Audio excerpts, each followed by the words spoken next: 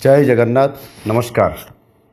आपण माने जानती ओडिशा रे प्रथम थर पाई प्रवासी भारतीय दिवस अनुष्ठित होबाकू जाउछि।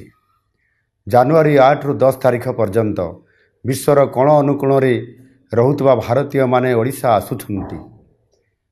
अनेक वर्ष परे आम ओडिया माननक पाई एहा एक अपूर्व सुजोग। विश्व दरबार रे ओडिशार मर्यादा को सम्मान को प्रतिष्ठित करने आमे समस्ते संकल्पबद्ध। यही 3 दिन पर्यंत समस्त अतिथि माने भुवनेश्वर रे रहिबे एवं अनेक पर्यटन स्थल को मध्य बुलिबाकू जिबे। तेणु मु आपण मानकू निवेदन करुछि, आपण माने एही समय रे आमर प्रवासी अतिथि मानकू स्वागत करंतु और यथोचित सम्मान प्रदर्शन करंतु। सेमाने जेपरी अनुभव करिवे जे सारा ओडिशा समान को स्वागत करिया पाई प्रस्तुत रहिछि।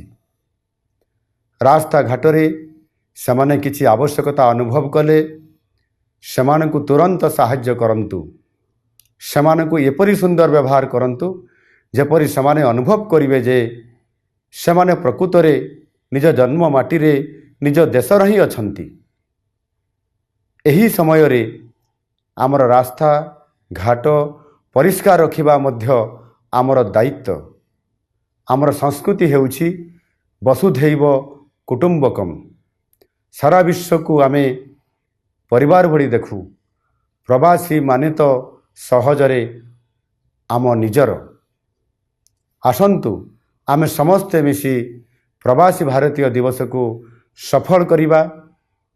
प्रवासी भाई भौणी माने तांको जीवनर सबुठारु भल अनुभूति पाइबे से दिगरे प्रचेष्टा करिबा।